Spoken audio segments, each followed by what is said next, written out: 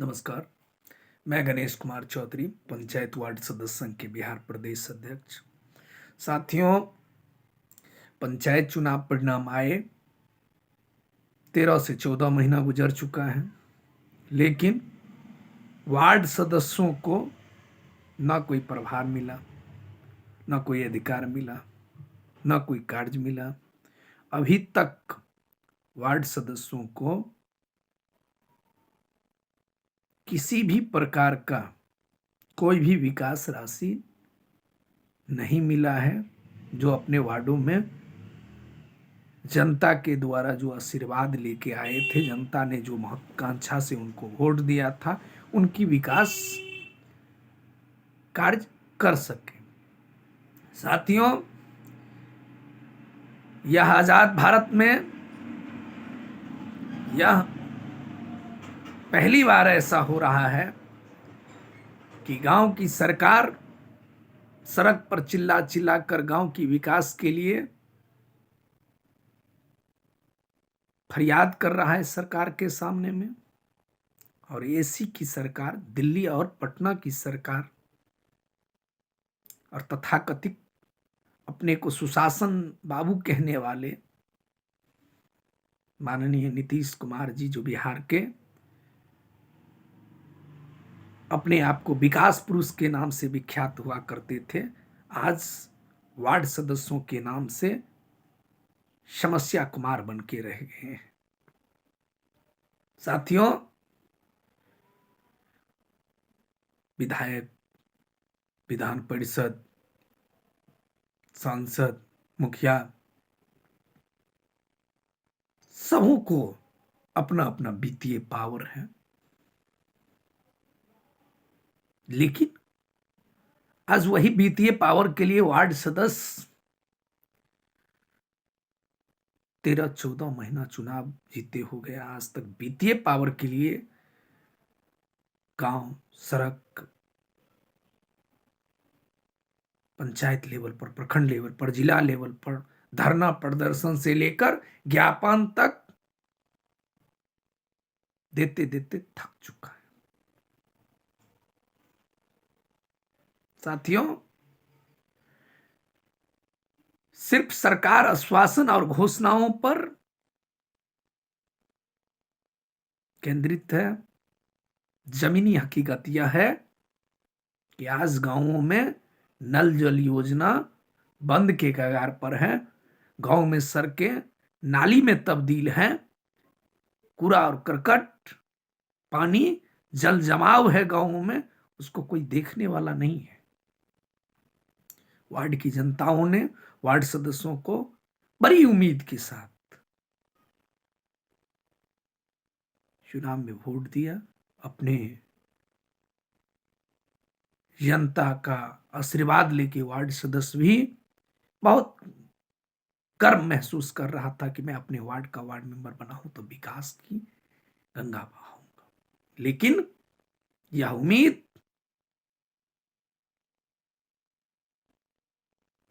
ही बनकर रह गया है। साथियों, जिस तरह से पंचायत के अंदर में एक हिटलर शाही तंत्र की तरह अफसरशाही चरण पर है,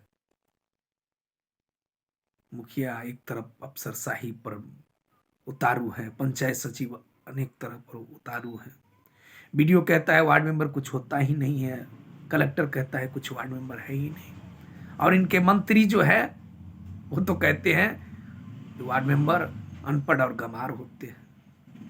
ये कौन सा डॉक्टर बाबा साहब भीमराव अंबेडकर के संविधान में यह कौन से फॉर्मूला लिखा हुआ है, और किस संविधान के फॉर्मूले और अध्यादेश के आधार पर विधानसभा, लोकसभा और ग्राम सभा के लिए राशि आता है और वार्ड सभा के लिए राशि इनके जेब में ही रखा रह जाता है। साथियों, अब आजाद भारत का यह सबसे बड़ा आंदोलन होने जा रहा है, जिस आंदोलन में गांव की जनता आजादी की मांग कर रहा है। हम लोग इस आजादी की मांग कर रहे हैं कि अगर शहर में फ्लाईओवर और बेहतर सड़क बनेगा, बेहतर हॉस्पिटल बनेगा, तो गांव में भी बननी चाहिए, पंचायत में भी बननी चाहिए। अगर शहर में अच्छा स्कूल का व्यवस्था रहेगा तो गांव के हर वार्ड में जो स्कूल और आंगनबाड़ी केंद्र है उसकी भी लचरता स्थिति सुधरना चाहिए। माननीय स्वास्थ्य मंत्री जी कह रहे हैं कि स्वास्थ्य व्यवस्था में सुधार लाई जाएगी। आप बिहार के एक एक उप स्वास्थ्य केंद्रों में जाकर देख लीजिए, कहीं भी ना दवा की व्यवस्था है, ना कहीं डॉक्टर की व्यवस्था है, ना कहीं कोई मेडिकल सुविधा की व्यवस्था है। ये कौन सा सबका साथ सबका विकास हो रहा है?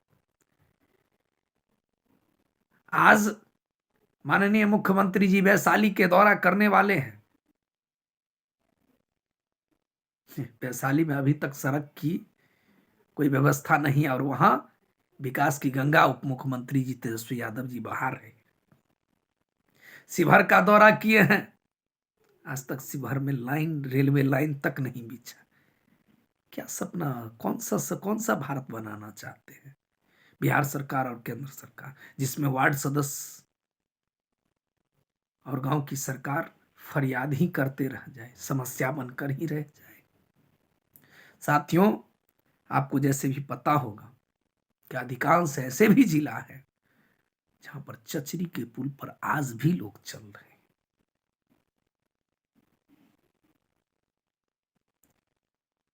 साथियों, जैसे कि आपको पता होगा कि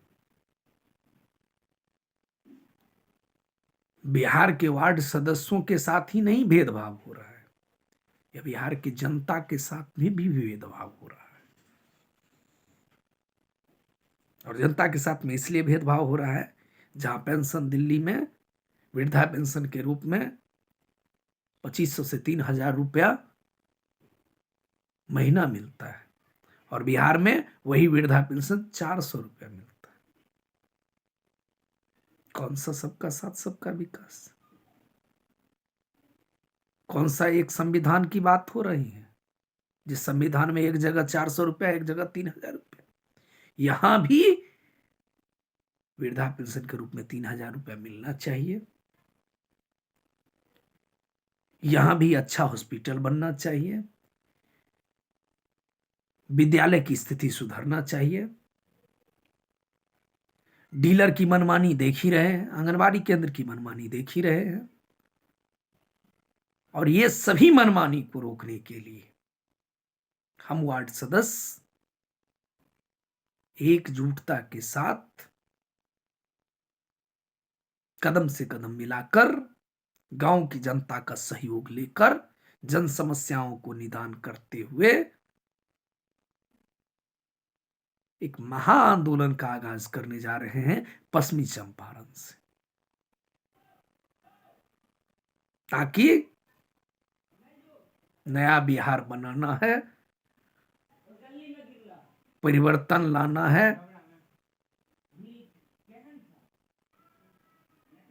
और जनता के चेहरे पर खुशहाली दिखाना है। हमारा संकल्प है कि आप लोग ज्यादा से ज्यादा संख्या में पंचायत, वार्ड सदस्य संघ,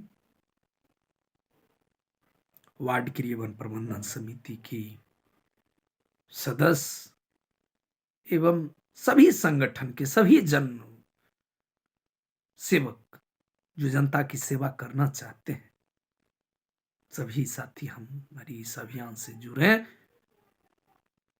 ताकि हम इस समस्या का हल निकाल सकें, जनता की समस्याओं को सरकार तक, और जो सरकार हमारी बातों को नहीं सुन रही है हम उस सरकार को उखाड़ फेंकने की तैयारी करें। साथियों, मुख्यमंत्री जी आज समाधान यात्रा पर निकले हुए। जब लोगों की लास्ट बारी आती है तो इसी तरह की समाधान यात्रा पर निकलते हैं, क्योंकि उन्हें अपने आप में हो जाता है कि अब हमारी जाने की बारी आ गई है। हम लोग इनकी समाधान यात्रा समस्या यात्रा बनाकर रखते हैं, क्योंकि जब तक वार्ड सदस्यों की समस्या का निदान नहीं, जब तक गांव की समस्या का निदान नहीं, तब तक समस्या का निदान नहीं हो सकता। साथियों, आप लोगों ने देखा कि गांव में आंदोलन हुआ, पंचायत लेवल पर आंदोलन हुआ, जिला लेवल पर आंदोलन हुआ, प्रखंड लेवल पर आंदोलन हुआ, और गर्दनीबाग में 11 दिन तक भूख हड़ताल आंदोलन चलता रहा। इनके मंत्री से लेकर पक्ष और विपक्ष दोनों ने आश्वासन दिया कि शीतकालीन सत्र में आपकी मुद्दाओं को उठाया जाएगा और आपको हक और अधिकार दिलाया जाएगा, लेकिन ऐसा कुछ नहीं हो, क्योंकि ये धोखेबाज, ये कुर्सी की लोभी और ये कुर्सी कुमार बन के ये सरकार रह गई है। और चाचे भतीजे की ये जो जोड़ी है, यह बिहार को लूटने का काम किया है। कभी भी बिहार को कुछ नहीं देने वाले हैं, चाहे ये पक्ष हो चाहे विपक्ष हो। जब भी जहां रहते हैं ये सब लूटने का काम किए। इनको लगता है कि इनकी बपोटी है बिहार। ये बिहार हर बिहार के छात्र, नौजवान, किसान और मजदूर एवं गरीबों का बिहार है। ये किसी का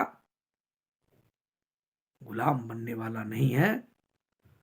हम लोग इसे बखूबी जानते हैं, और आजाद भारत के रहने वाले हम इन लोगों से हर प्रक्रिया की लड़ाई लड़ने के लिए तैयार हैं। साथियों, मैं आप लोगों से फिर अपील करना चाहता हूं कि पटना हाईकोर्ट में याचिका दायर किया जा रहा है, जो 11 जनवरी को दायर किया जाएगा। आप लोगों से सहयोग, समर्थन और एकजुटता की अपेक्षा मैं रखता हूं, क्योंकि आप ही की सहयोग और समर्थन से और आप ही के द्वारा जो सहयोग राशि मिला, उसी से ये इतना बड़ा आंदोलन चल रहा है, और इतना बड़ा आंदोलन जीत की ओर चल रहा है। और किसी भी अफवाह पर ध्यान नहीं देना है। ये वही लोग अफवाह फैलाए हैं जो मुखिया के तलवे चाट रहे हैं, जो सरकार के भर दिन चमचागिरी करते हैं, वही लोग ये गुणगान करते हैं। हमारी जीत जरूर होगी, और बेहतर जीत होगी, क्योंकि हम जीतने के लिए लड़ते हैं, किसी के आगे दुम हिलाने के लिए नहीं लड़ते। इसीलिए मैं आप लोगों से फिर अनुरोध करता हूं, विनती करता हूं, आग्रह करता हूं कि ज्यादा से ज्यादा संख्या में एकजुट होकर, हर जगह पर एकजुटता दिखाकर, जन समस्याओं को ध्यान में रखकर हमारे आंदोलन से जुड़े। और मैं विश्वास दिलाना चाहता हूं कि आप लोगों की समस्या का समाधान के लिए अपनी जान जाए पर वचन न जाएगी, यह वादा दिलाता हूं। आप लोगों के लिए मैं अपने जीवन को समर्पित करता हूं, और जीत तय है, क्योंकि हमने हारना कभी सीखा ही नहीं।